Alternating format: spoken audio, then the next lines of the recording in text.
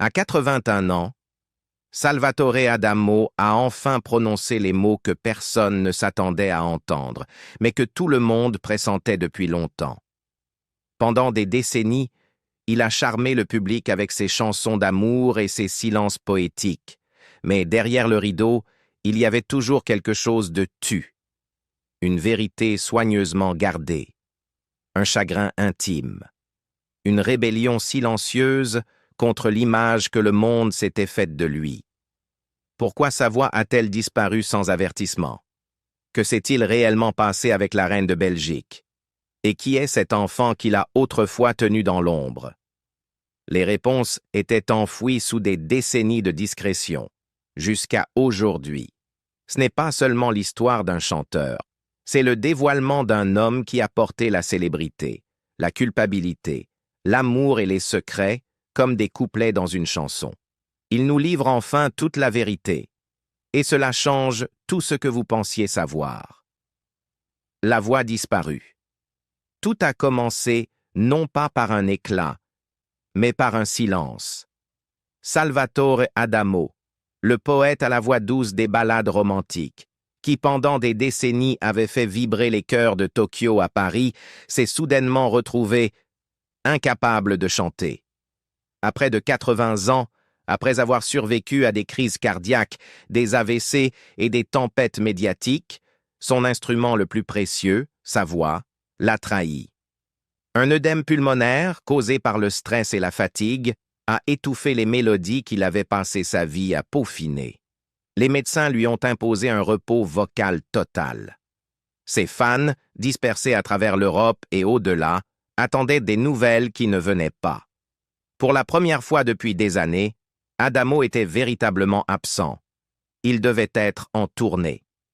Octobre 2023 devait être triomphal. Un retour à Bruxelles, une performance émotive pour célébrer ses 80 ans, un clin d'œil symbolique à son histoire d'amour avec la musique et son pays. Au lieu de cela, il est resté immobile, les poumons lourds, l'esprit en ébullition. « J'avais l'impression de ne plus exister », a-t-il confié dans une rare interview, parlant avec l'humilité de quelqu'un qui avait partagé son âme à travers ses chansons et se retrouvait soudainement déconnecté de ce qu'il avait toujours ancré. Son public. Pendant 6 longs mois, Adamo s'est retiré du monde. Pas de micro, pas de répétition, juste des traitements, des promenades silencieuses et beaucoup de réflexion. « J'ai tout remis en question », a-t-il avoué. « Chaque album est un risque, chaque performance un équilibre fragile. Je me suis demandé si ce n'était pas déjà la dernière. » Mais puis est venu le mois de juin.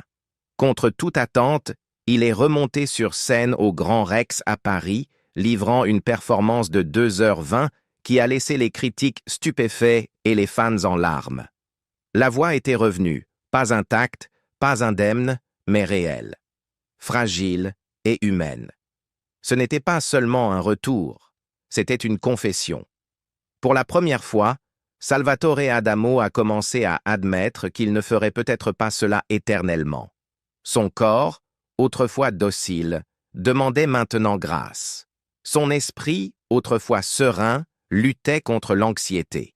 Il a laissé entendre que son prochain album, provisoirement intitulé « Des nèfles et des groseilles », pourrait bien être son dernier cadeau au monde. « Je veux laisser quelque chose dont je puisse être fier. Pas un album de trop, » a-t-il déclaré. Pas un adieu pathétique. Et pourtant, même dans sa prudence, il y avait du feu. Son agenda commençait à se remplir à nouveau. L'homme qui ne pouvait plus respirer sur scène terminait maintenant un album de 16 à 18 chansons avec Stéphane Eicher, des styles variés, une énergie nouvelle, une lettre d'amour au passé, mais peut-être aussi une note d'adieu. L'ironie? Il n'a jamais paru aussi vivant que lorsqu'il parlait d'arrêter, et ce silence, ce vide terrifiant dont il est ressorti, est devenu le couplet le plus sincère de la chanson de sa vie. Il n'a pas fui. Il l'a transformé. Dolce Paola et le rouge aux joues de la reine. C'est presque poétique que l'une des rumeurs les plus persistantes dans la vie de Salvatore Adamo ne soit pas née d'un scandale, mais de la douceur, L'année était 1964. La Belgique était en fête. Et parmi les invités d'un événement royal se trouvait l'élégante princesse Paola Ruffo di Calabria, épouse du futur roi Albert II. Et parmi les artistes, un jeune Adamo déjà en train de faire sensation avec Tombe la neige et vous permettez, monsieur? Une voix mielleuse, une allure humble. Ce soir-là, il interpréta une chanson qui allait à jamais changer le cours des potins royaux, Dolce Paola. La chanson était tendre, empreinte d'admiration et d'un désir romantique. Naturellement, les médias se sont rués sur l'histoire. Était-ce une sérénade ou une séduction? Pourquoi choisir un nom royal si cela ne signifiait rien? Adamo avait écrit cette chanson inspirée par le charme de la princesse, mais il affirma qu'il n'aurait jamais osé sans un encouragement subtil de sa part. Elle m'a demandé « Vous l'avez écrite pour moi ?» Et j'ai répondu « Sans votre permission, jamais je ne me le serais permis. » Se souvenait-il avec un sourire malicieux. De cet échange est née une légende. Les couvertures de magazines annonçaient une idylle royale. Les gros titres s'emballaient « Paola et Salvatore main dans la main ». La presse étrangère dépeignait Adamo comme le roturier audacieux qui faisait chavirer le cœur de la reine, tout cela grâce à une chanson et un bref moment d'alchimie. Adamo, au début, en était amusé. « C'était si bien écrit que j'ai failli y croire moi-même », riait-il des années plus tard. Mais le poids de la rumeur devint lourd. Où qu'il aille, les journalistes posèrent des questions indiscrètes. Les paparazzi les suivaient dans les aéroports et les salles de concert. Le crooner était-il vraiment amoureux de la reine? Allait-elle quitter le palais pour lui? Bien sûr, rien ne s'est jamais passé. Il n'y a eu ni liaison ni scandale, seulement le pouvoir d'une mélodie et l'imagination qu'elle a éveillée. Mais cet épisode a révélé quelque chose de plus profond. La capacité d'Adamo à émouvoir les gens, non seulement avec la musique, mais avec la possibilité. Ses chansons ne faisaient pas qu'amuser, elles faisaient rêver. Et parfois, rêver, c'est déformer la réalité. L'événement a aussi offert au monde un rare aperçu du code émotionnel profond d'Adamo. Ce n'était pas un showman en quête de gros titres, c'était un romantique, peut-être trop romantique, qui croyait en la beauté, le désir et les vérités subtiles. Écrire Dolce Paola n'était pas un coup de carrière, c'était un murmure d'admiration, à une époque où ses gestes avaient encore du sens. Quant à la véritable Paola, elle fut flattée. Elle s'exprima à la télévision belge avec franchise et joie. « Je l'aime beaucoup. Il est romantique, il a une jolie voix et il est italien et belge. Il est tout. » Pendant un court instant, l'Europe tomba amoureuse de l'idée de les voir ensemble, emportée par un fantasme tissé de ballades et de diadèmes. Et pourtant, même si le mythe refusait de mourir, Adamo poursuivit sa route. Il ne l'exploita pas. Il ne le renia pas avec amertume. Il le laissa vivre, doucement, comme l'une de ces chansons qui flottent à la radio à minuit. C'est cela qui lui donna sa force, et qui le rendit inoubliable. Parce que parfois, les histoires d'amour les plus durables sont celles qui ne se sont jamais produites. Un mariage caché au grand jour. Alors que la presse se passionnait pour des romances fantasmées, Salvatore Adamo vivait une histoire d'amour discrète et profondément enracinée que le monde n'a presque jamais vue. Elle s'appelait Nicole Durand, et leur lien avait commencé non pas dans le tumulte, mais dans la simplicité, un soutien silencieux, une présence stable, un sentiment de foyer dans un monde qui exigeait sans cesse de se produire. Ils se sont rencontrés jeunes, avant que les scènes ne deviennent trop grandes et les foules trop assourdissantes. Et tandis que la célébrité d'Adamo s'enflammait, Nicole restait en retrait, par choix. Leur amour n'a jamais été un secret, mais il n'a jamais été affiché non plus.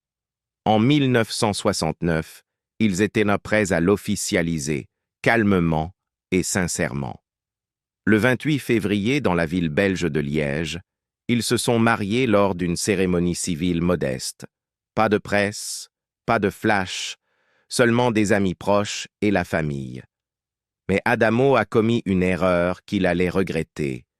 Il a informé la presse trop tard. En tournée au Chili, il a partagé la bonne nouvelle après coup, s'attendant à ce que l'agitation se calme avant son retour. Au contraire, cela a explosé. Les gros titres l'ont accusé de trahison, de cacher son mariage pour préserver son image de séducteur. « Je pensais qu'à mon retour ce serait accepté », dira-t-il plus tard. « C'était mon erreur.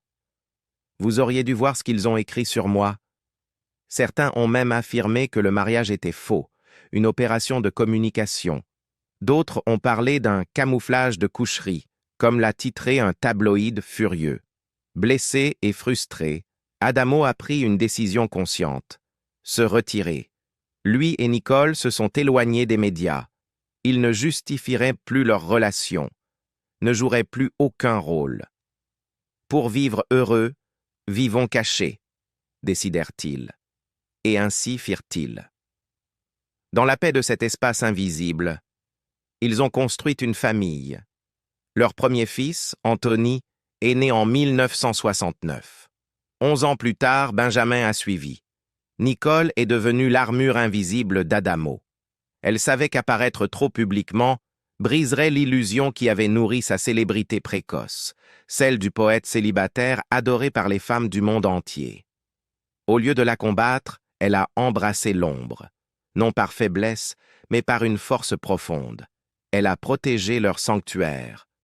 Et pourtant, les années les ont mis à l'épreuve. La célébrité n'est jamais une invitée docile. Il y a eu des absences, des malentendus et l'érosion lente de la vie privée. Mais à travers tout cela, Nicole est restée solide.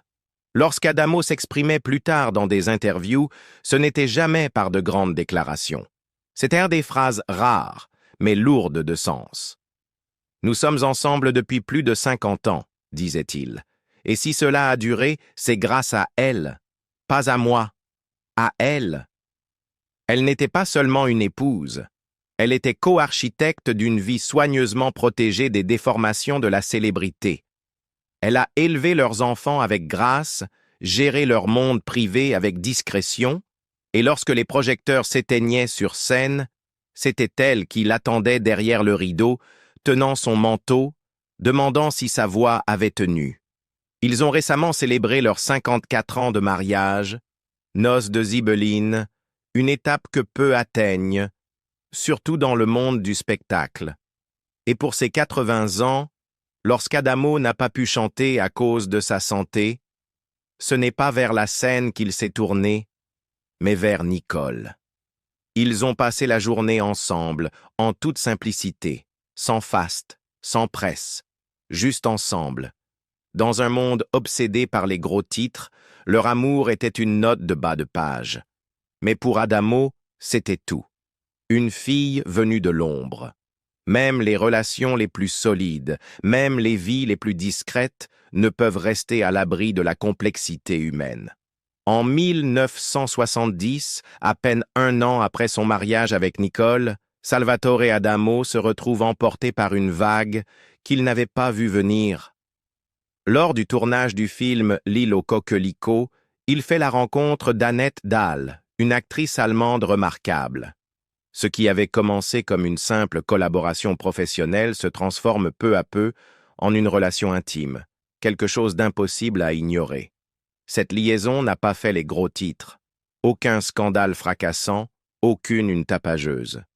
C'était plus discret mais bien plus complexe, une relation de 9 ans menée en parallèle de sa vie familiale. Ce n'était pas par orgueil qu'Adamo a poursuivi cette double vie, mais peut-être par confusion, culpabilité, ou l'impossible équilibre entre amour et échappatoire. Et de cette relation cachée est née une enfant, Amélie, en 1979. Pendant des années, son existence reste en dehors des projecteurs, non par honte, mais par protection. Nicole, la femme à qui Adamo avait promis sa vie, découvre l'infidélité et l'enfant né de cette liaison. La douleur est réelle. Mais ce qui s'est passé ensuite a marqué à jamais la légende de Salvatore Adamo, bien plus que n'importe quelle chanson d'amour. Au début, elle n'était pas ravie. a-t-il confié avec une honnêteté poignante dans une interview de 2010. Mais avec le temps et avec philosophie, elle a accepté. Nicole aurait pu partir. Elle en avait toutes les raisons. Mais elle est restée. Pas par faiblesse, mais peut-être par amour, devoir, ou quelque chose de plus spirituel, une croyance en la rédemption.